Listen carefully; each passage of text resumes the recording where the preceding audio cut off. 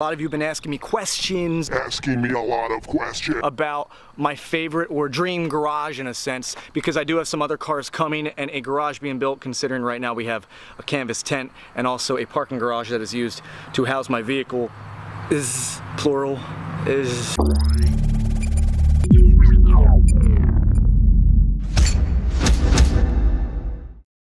Just to give you a quick spin off, this is going to be a super quick video. I just want to run down what I would choose as vehicles right now. And it's going to be pretty simple, okay? Keep this 987S just because it's freaking awesome and I would use it to do crazy stuff I wouldn't do to a more expensive car. Then we also have a GT2 RS, which I cannot wait to get behind the wheel of one, or at least own one soon, or anything of that sort. Also, a previous video I just posted, I cannot stress anymore how much I love the 2018 Huracan Performante. That is an amazing car. It's super aggressive and everything about it is honestly just awesome. The only thing that sucks is maybe the seats. The seats just look great and I would definitely deal with it. And if it's not my only car, it doesn't matter because I can do other more comfortable things in other cars. Which leads me to the next vehicle, Audi RS7 with an exhaust. Preferably a Soul Performance Products exhaust. Preferably that's something that's in the works. Who knows? Maybe. They're kind of similar cars at the same time not. I would say the GT2 RS is much more of a track but daily drivable car, whereas the Huracan is more of a track but kind of less daily drivable but still daily drivable car. They're just cars that I find so awesome and pertinent to anything in life and relevant to anything that you want to do if you like cars. I don't know why you wouldn't want that if you like cars. It even takes over the 720S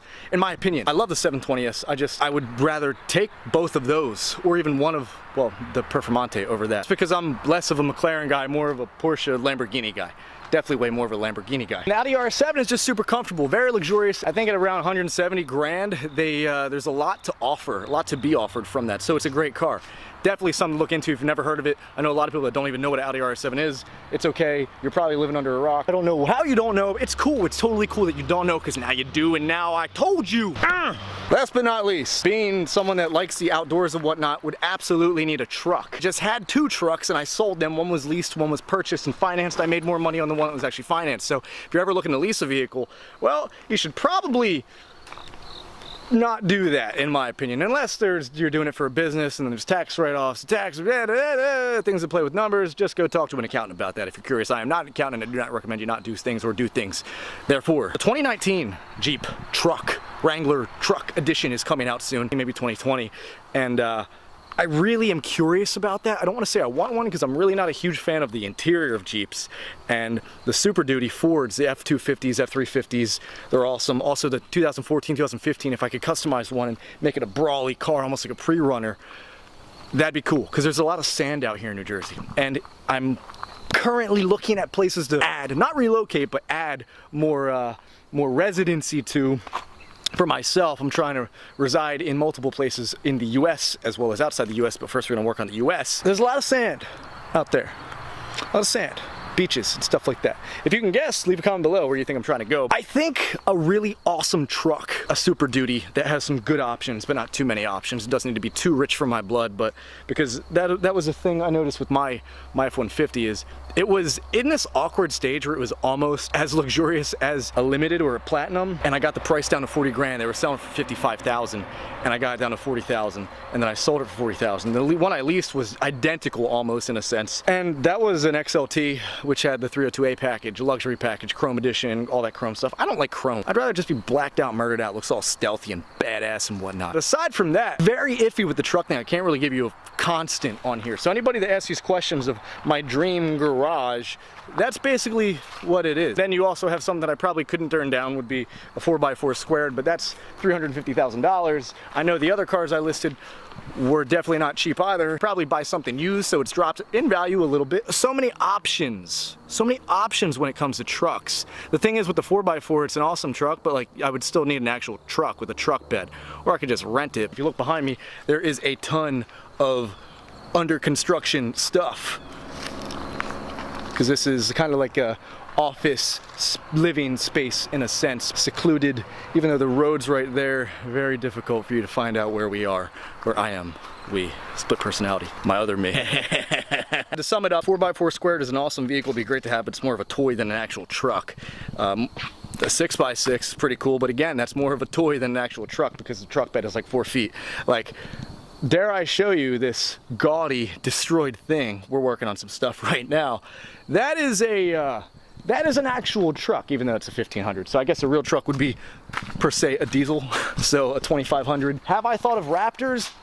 Yeah, I've thought about Ford Raptors probably for the past like 5 years. Between the V8 not being everything I want, like the interior's not of my preference, the new one, hands down, would totally be for it. It's a V6 and I just kind of don't like, I'm not in love with it. I really like it, but I'm not in love with it, especially for the price, for 70 grand. So many other things I could do. I could buy a $40,000 F-150 or $50,000 250 and do some incredible stuff to that and enjoy it a lot more. And it'd be much more practical than a Raptor, because a Raptor isn't the most practical truck, although again you can do truck things with it. It's just not as truckable in a sense. I want to have vehicles that are practical yet useful and enjoyable. Everything I listed, I think, is all good at that. The only thing questionable is the truck. We're talking Performante, we're talking GT2 RS, we're talking, what else were we talking? Audi RS7, and those are absolute definites, but then also you're gonna need a truck. My Mercedes definitely isn't going anywhere because that thing is a beast. I don't really like some of the newer Mercedes other than the V8s. People always think it's like a tank, like it looks like an armored car. And then we have a truck, and I don't really know exactly what I would want in a truck. I'm gonna wait until this new Jeep comes out, and that's the reason, that's what really made me so indecisive, because at first I was like, oh man, I'm gonna get 2014, 2015, 1500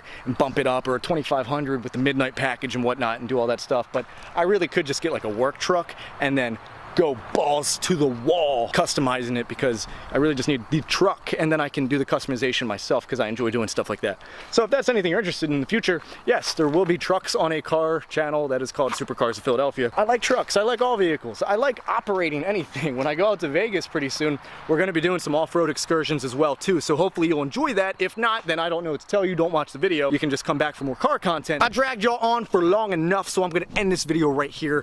If you like the video, if you like the content, if you like any of the other videos on here, subscribe and hit that thumbs up button, just because that's going to make these videos more easily found for you, or by you, actually for you, because what YouTube's going to do is it's going to send you notifications when you enable notifications, and that'll tell you when I post videos. Easy, right? Pretty simple. It's just down there somewhere, the red rectangular button, and then hit the bell next to it. Like I said, give the video a thumbs up and share this with anyone. Comment your thoughts. What do you think? What is your dream garage? Tell me. I'm actually curious. What do you think of my options? How would you change them? And what is your actual dream garage, considering your situation? And that's all she wrote today, ladies and gentlemen. With that being said, I hope you enjoyed the video. I will catch you later.